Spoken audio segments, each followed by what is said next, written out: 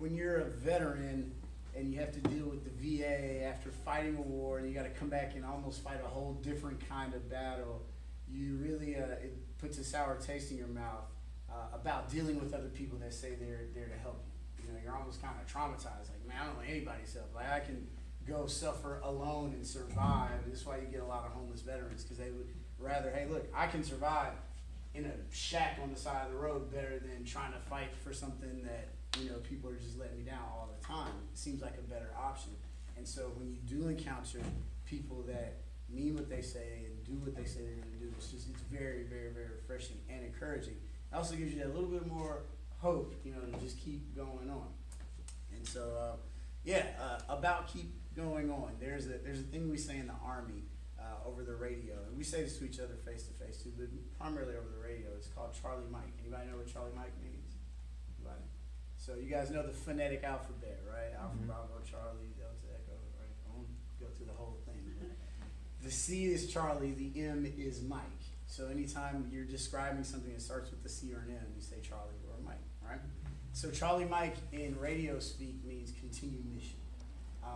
The first time I ever heard it, I was on my first tour in Iraq, and I had come off of the line. I'd been with my platoon for about 8 months, and now I was getting promoted, but now I'm in the Tactical Operations Center, and I was a battle captain. This is a cool title, but I was still lieutenant, so there's no financial benefit to being a battle captain. But what you do when you're in the Tactical Operations Center is you direct traffic in the battle zone. So like, I got patrols out all the time. I got to know exactly where they are all the time, when they get shot at, who to send reinforcements to. I got to call in airstrikes, all kinds of stuff. It's a high level of responsibility, very intense. And where we were, we could set our clocks to when we were getting bombed that day, because indirect fire was coming in daily, to the point where when we were doing reintegration training, this is when you get back to your unit and they like talk to you for 7 straight days about how you need to, you know, get back into society. They put us in an auditorium with the slamming doors, and for 7 days straight, somebody would be up giving a lecture, everybody's nodding off, you just want to go home and have a beer. And as soon as somebody went to the bathroom, the door would slam and everybody would wake up, like, oh yeah, no, we're back home in Germany. Okay, all right, we go back to sleep, right? So, but we're here, and the first time I was telling you about how I heard Charlie Mike for the first time. It was my first day as a battle captain, and so the battalion commander is literally breathing down my throat, teaching me the ropes. But he's like, "All right, Lieutenant, where are my units right now? They're out in sectors. Or where's this unit? Okay, here they are. Are you sure? Call them up. Talk to them. Da da da da." So I do that for about 2 units. The third one I call, as I'm calling them, finding out exactly where they are on a map, they come in enemy contact. This is not their mission. They're trying to deliver supplies to another side of the city. They come in contact, and it's like, oh crap, what do we do now? Well, there's contingency plans. We put those in action. The battle ends very quickly. It felt like 2 hours, but it was probably 2 minutes, honestly, in real time. So I'm scared to death, because I'm like, you know, like, this whole battle took place, and I can only talk to people to help them through it. Like, I can't go out there and get involved, right, which is my first instinct. Well, the commander gets on the radio, and he talks to the commander on the line. And he, you know, the commander who's out there goes, "Hey, sir, we're all good. You know, everything's done. You know, we're ready to move on." The battalion commander says, "Roger that, Charlie Mike."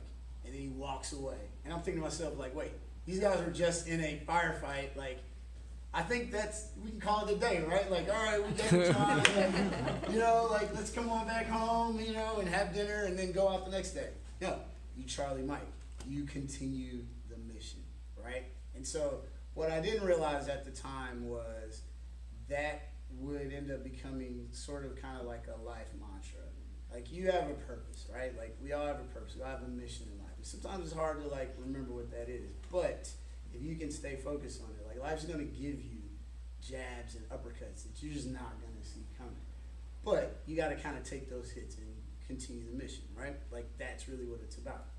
So, I'll tell you this quick story, and then we can get back to having a good old time. This is before I made it to the front lines of any war. This is before I got to the Battle of Ramadi, which you guys have probably heard about. This is before I even played professional basketball in Europe. I was a college kid about to be a senior while I was still in the Army. And this is a very important moment in your matriculation as a cadet because this is where you get evaluated. And so you've been training for 3 years for this one evaluation, right? They send you to Fort Lewis, Washington, so you're in between Seattle and Tacoma, in the mountains and in the rain, essentially the closest thing to a jungle that the United States can offer here. And they put you with thousands, literally thousands of other cadets that have been doing the same training you've been doing. And it's almost like, all right, guys, show us what you got. And so here's the thing about this. Based off of this evaluation will determine who you are as an Army officer. So it'll also determine if you become an Army officer. So you can actually, it'll make you or break you. The stakes are that high. And so here we are. It is the night land navigation course. This is one of the tests where you don't get a retest. If you fail it, now you're marked as someone that cannot navigate at night. If you know anything about the military, we fight at night. That is one of our major advantages as a fighting force is we fight at night. So here's the rub though. They give us these points. They're thousands of meters away. You can't use your night vision at all. You have to do this essentially old school, right? So you got to find some moonlight. Our compass reflects moonlight, so you can get your compass, like get it in some sort of ambient light, and then you can point to where you need to go and just walk through the woods. So here I am. I'm walking through the woods, and I'm from North Carolina. Though that sounds rural, I'm a suburbs kid. Like, I've never been in the woods before at this point in my life. That's suffice it to say. In fact, my mom would say that I'm a city kid that never lived in the city until I got to New York. So here I'm in the woods for the first time in the woods, and it's dark. And it's July, but it's still raining. It rains all the time there. It's like London. And so I'm walking through the woods. I find a couple points. My confidence is high. I'm down to the last point.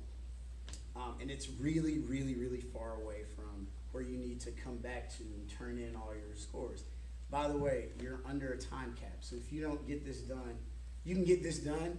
And if you don't get it done in the time cap, you didn't get it done. You guys with me so far? So here I am walking through the woods, getting closer and closer to where I think this point is. But there are fewer and fewer signs of life.